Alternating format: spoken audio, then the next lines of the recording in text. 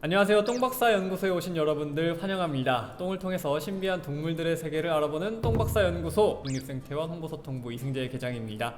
자, 오늘도 똥을 통해 우리를 신기한 동물의 세계로 안내해 주실 똥박사님 모셨습니다. 안녕하세요. 네, 안녕하세요. 네, 똥박사님. 오늘 저희가 다룰 동물은 박사님이 가장 좋아하고 또 가장 애정하는 동물이다. 이 동물 먼저 만나기 전에 저희 이 동물의 똥 사진을 먼저 한번 좀 보고 어떤 동물인지 이야기를 한번 나눠보도록 하겠습니다. 감을 먹고 싼 똥이라고 나와 있는데 똥이 일단 굉장히 굵네요. 뭐 이렇게 보니까 씨앗 같은 게 굉장히 많이 있고, 그리고 또 다음 사진 한번 볼까요? 이거는 색깔이 굉장히 초록색인데 다래를 먹고 싼 똥이다. 똥 모양이 굉장히 독특한데 어떤 동물의 똥인지 먼저 소개를 해주실까요? 제가 가장 사랑하는 반달가슴. 반달가슴곰. 복원 사업을 1호로 시작을 해서 지금 지리산이라는 곳에 잘 적응하고 있는 그런 동물이 당군 신화에도 나오는 것처럼 마늘과 쑥을 먹고 인간이 된 걸로 굉장히 친숙한 그런 동물이잖아요. 자, 오늘 반달가슴곰에 대해서 조금 더 자세하게 이야기 나눠보도록 하겠습니다. 인연이 굉장히 깊다라고 말씀해 주셨어요. 혹시 어떤 인연이 좀 있으실까요? 우리나라 최초의 복원 사업이 반달가슴곰 복원 사업인데요. 처음으로 2009년에 방사한 개체 중에 새끼를 낳는데 그 새끼도 제가 한번 확인할 수 있었고, 초창기부터 한 10여 년을 같이 지리산에서 활동을 했기 때문에 곰에 대해서는 굉장히 큰 애정을 갖고 있죠. 진짜 큰 의미가 있으실 것 같은데, 우리 박사님께서 책도 내셨다고 하셨는데 복원 사업을 저희가 논문도 내고 보고서도 내지만 좀 쉽게 얘기해보자. 박사님들은 또 그게 익숙하시다 보니까 이게 약간 그 에피소드를 통해서 우리가 왜 복원이 중요한지, 곰하고 같이 왜 살아야 되는지 제가 이제 경험한 내용을 통해서 이제 좀 쉽게 썼습니다. 그래서 반달곰과 함께 살기라는 서점에서 절찬리 판매 중인 지금도 나오고 있나요? 그럼요. 지금 아주 뭐 서점에서 지금 또 보면 굉장히 귀여운 모습으로 지금 이렇게 화면에 나와 있는데 좀 실제로는 어때요? 미디어에 많이 나오잖아요. 언론에 많이 나오니까 예쁘다, 아우 귀엽다 이러시잖아요. 곰은 맹수지요. 보통 1.5에서 1.78m 정도 되고요. 몸무게도 150에서 뭐 많이 나가는 애들은 뭐 200kg 나가는 애도 있어요. 제가 딱 181.6이거든요. 굉장히 중요한 0.6. 이렇게 일어서면 저랑 비슷하다. 약간 이렇게 오금이 저릴 것 같은데. 뚜껑은 사람을 찢어 막 이런 얘기를 하잖아요. 반달가슴곰도 사람을 찢을 수 있을까요? 모든 동물들이 사람을 먼저 이렇게 공격하는 경우는 흔하지 않습니다. 다만 이제 문제가 있을 때가 있죠. 새끼를 다는 어미를 만난다든지 그 모성이 있기 때문에 다 새끼를 보호하려고, 그게 이제 보통 봄철이죠. 그리고 갑작스럽게 놀라면 이제 문제가 되는 거예요. 우리 반달가슴곰도 현재 멸종위기종으로 지정이 되어 있다고요. 멸종위기종이면서 우리나라의 천연기념물이기도 하죠. 그래서 얼마 없기 때문에 이제 보호하는 종이고. 반달가슴곰은 어쩌다가 멸종위기종이 되었을까요? 1900 초반에도 굉장히 많이 우리나라의 전 지역에 살았죠.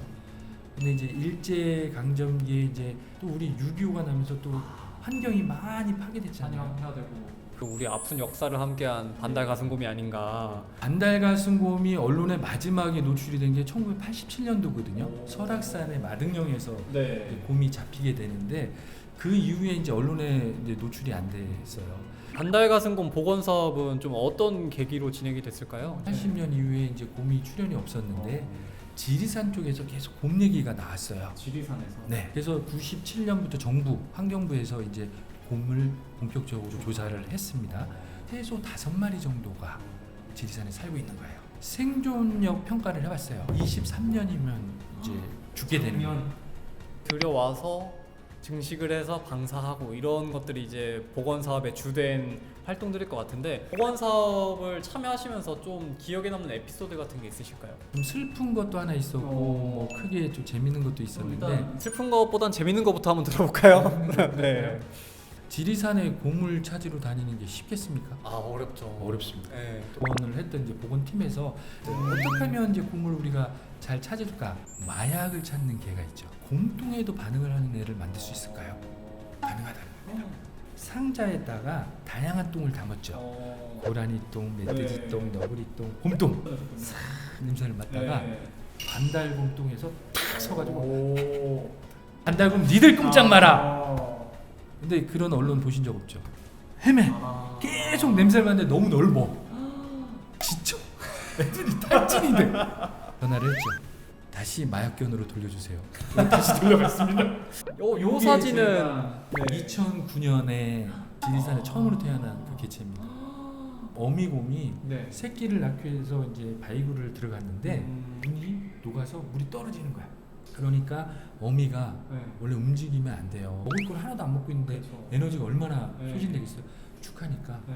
밖으로 나가서 이 마른 뭘 주워. 낙엽을 주워다가 까는 거예요. 어. 이거를 수차례 하다 보니까 탈진같이 죽었어. 새끼도 이제 당연히 죽었죠.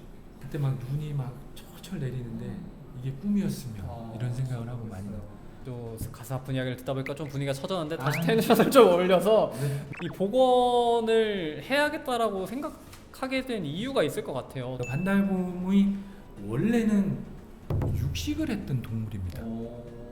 근데 지금은 초식을 훨씬 많이 해요. 거의 한 80% 이상이 네. 이런 이제 식물 자원을 먹습니다. 육식 먹던 애가 풀을 먹으면 소화가 될까요, 안 될까요? 안 되죠. 잘 안 되죠. 그래서 저희가 연구를 해보니까 네. 소화 흡수하는 게 30%뿐이 안 되는 거예요. 그거밖에 안 돼요? 네. 나머지 다 배설이에요. 똥에 보니까 뻗나무 씨가 엄청 많은 거예요. 어. 소화가 잘 안 돼서 나오는 거죠. 그냥 자연에 있는 뻗 100개. 네. 요거는 그냥 100개를 심은 거예요. 표시나죠? 훨씬 많이. 이러한 것이 네. 바로 곰이 숲에서 하는 역할이에요. 그래서 숲의 농부, 농부다. 숲, 네. 생태계 건강해야지 생물도 다양하고 생물이 다양해야지 생태계. 그러면 기후도 잡는 거잖아요. 그래서 곰이 복원이 돼야 되는 거예요. 도대체 한 마리가 살려면 어느 정도 면적이 필요한 거예요? 동물들이 살아가는 모든 살아가는 데 필요한 영역을 행동권이라고 해요. 자기 영역을 고집하는 거 이런 걸 세력권이라고 합니다. 평균 30에서 100제곱킬로미터까지 이게 그렇게 넓게 예. 지리산 내에 한 반달가슴곰이 90마리 정도가 있다라는 보도를 봤는데 사실 그럼 지리산도 공간이 조금 이제 좀 좁게 느껴질 수도 있겠네요. 아마 연구한 거로 보면 한 70여 마리 정도가 적정하다고 하는데 지금 90여 마리 정도라고 얘기를 하고 있거든요. 네. 이 확산이 되면서 이제 이 곰들의 영역을 넓혀가는 거겠죠. 반달가슴곰이 개체수가 늘어나면서 다른 지역으로 퍼져나가고 하면서 좀 이제 어쩔 수 없이 인간이랑 또 마주치는 순간들이 발생을 하고 있더라고요. 실제로 이 반달가슴곰을 만나면 좀 어떻게 해야 될지. 얘들은 네. 사람이 다니는 길에서 좀 먼 데 가서 자기들 영역으로 활동을 하기 때문에 정해진 길을 내가 알리면서 다니면 얘들하고 갑작스레 만나는 일이 없기 때문에 만나면 뭐를 할 거야? 그 자리를 조용히 있다 가면 살짝 빠져나오셔라. 지리산에 보면 이렇게 가슴곰 출현 주의 이렇게 경고 표시가 있더라고요. 흰색은 이제 알려줌, 노란색은 경고, 네. 빨간색은 진짜 출현.